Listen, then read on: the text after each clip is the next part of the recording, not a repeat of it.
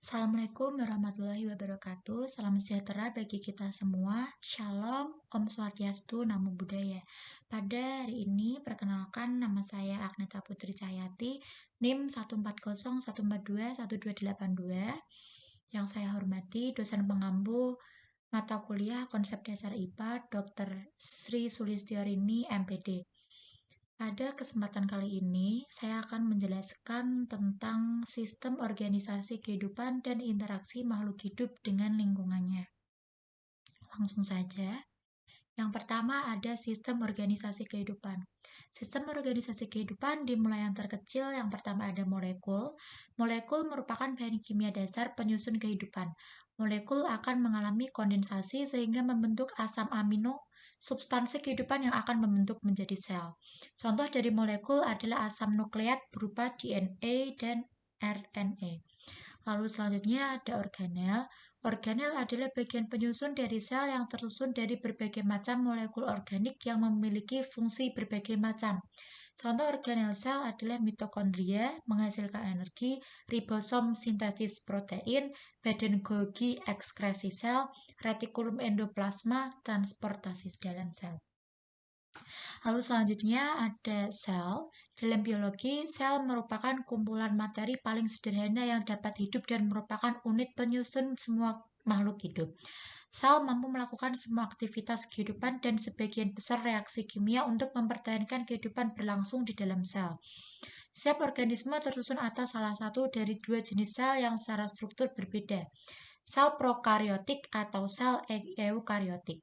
Kedua jenis sel ini dibedakan berdasarkan posisi DNA di dalam sel. Sebagian besar DNA pada eukariota terselubung membran organel yang disebut nukleus atau inti sel. Sedangkan prokariota tidak memiliki nukleus. Lalu selanjutnya ada jaringan. Jaringan adalah kumpulan dari beberapa sel yang mempunyai kesamaan fungsi.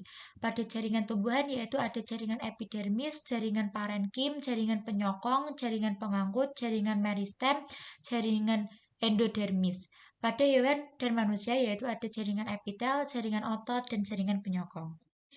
Lalu selanjutnya saya akan menjelaskan tentang organ. Di dalam tubuh makhluk hidup bersel banyak, masing-masing jaringan tidak mampu melaksanakan semua fungsi hidup secara sendiri-sendiri. Mereka harus bekerja sama dengan jaringan lainnya. Kerjasama beberapa jaringan dalam melaksanakan fungsi tertentu di dalam tubuh akan membentuk alat tubuh yang disebut organ. Tidak seperti pada hewan atau manusia yang memiliki banyak organ, tumbuhan hanya memiliki 3 organ utama, yaitu akar, batang, dan juga daun. Selanjutnya, setelah organ ada yang namanya sistem organ. Sistem organ adalah organ-organ yang bekerja sama melakukan suatu fungsi tertentu pada tubuh organisme. Sistem organ pada tubuh manusia dan hewan contohnya sistem pernafasan, sistem pencernaan, sistem peredaran darah, sistem gerak, sistem reproduksi. Pada tumbuhan terdapat sistem fotosintesis. Setelah sistem organ, yaitu ada organisme. Satu organisme dapat disebut juga individu. Individu adalah satu makhluk hidup tunggal, di mana terdiri dari gabungan sistem-sistem organ yang bekerja sama membentuk kehidupan. Contoh dari organisme atau disebut juga individu yaitu manusia, gajah, pohon mangga, pohon durian, dan lain-lain. Selanjutnya, setelah organisme ada populasi. Populasi merupakan sekumpulan individu dengan ciri-ciri yang sama, atau bisa disebut spesies, yang hidup di tempat yang sama dan memiliki kemampuan bereproduksi dengan sesamanya. Selanjutnya ada komunitas. Komunitas adalah sekumpulan berbagai macam populasi makhluk hidup yang hidup dalam suatu wilayah tertentu. Suatu komunitas tersusun dari semua populasi yang hidup dan saling berinteraksi antara satu dengan yang lain dalam satu wilayah dan waktu tertentu. Contohnya adalah komunitas kebun yang terdiri dari populasi ayam, populasi ulat, populasi pohon mangga. Selanjutnya ada ekosistem.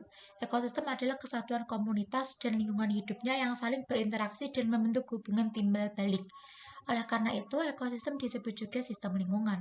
Misalnya, komunitas ikan air tawar selalu berhubungan dengan kolam ikan, air, udara, tanah, dan sinar matahari. Selanjutnya, setelah ekosistem yaitu ada bioma. Bioma merupakan suatu ekosistem darat yang khas dan luas cakupannya. Contoh dari bioma yaitu ada bioma gurun, bioma tundra, bioma hutan tropis. Lalu selanjutnya yang terakhir yaitu ada biosfer. Biosfer adalah sistem kehidupan yang paling besar karena terdiri atas gabungan ekosistem yang ada di planet bumi. Biosfer dapat diartikan juga sebagai bagian luar muka bumi yang mencakup udara, daratan, dan air yang memungkinkan kehidupan serta proses biotik berlangsung. Jadi, biosfer adalah lapisan tempat tinggal makhluk hidup. Selanjutnya, pengertian biosfer dalam arti luas menurut geofisiologi, biosfer adalah sistem ekologis global yang menyatukan kehidupan makhluk hidup dan hubungan antar mereka, termasuk interaksinya dengan unsur litosfer atau batuan, hidrosfer atau air, dan atmosfer atau udara di bumi. Lalu yang selanjutnya, saya akan menjelaskan tentang interaksi makhluk hidup dengan lingkungannya. Tapi yang pertama, saya akan menjelaskan dulu tentang komponen lingkungan. Komponen lingkungan dibagi menjadi dua, yaitu komponen biotik dan komponen abiotik. Yang pertama adalah komponen biotik. Komponen biotik adalah semua makhluk hidup yang hidup di dalam suatu ekosistem. Terdapat dua macam komponen biotik, yaitu organisme autotrof. Organisme autotrof adalah semua organisme yang mampu membuat atau mensintetis makanannya sendiri dengan bantuan energi matahari melalui proses fotosintesis. Ini artinya bagi ekosistem, peran organisme autotrof adalah sebagai produsen. Contoh organisme autotrof adalah semua organisme yang memiliki klorofil, yang mengandung klorofil. Lalu selanjutnya ada organisme heterotrof. Organisme heterotrof adalah semua organisme yang tidak dapat membuat makanannya sendiri. Organisme ini memanfaatkan bahan-bahan organik dan organisme lain sebagai makanan. Organisme heterotrof dibagi menjadi 3 tingkatan, yaitu konsumen, pengurai, dan detritivor.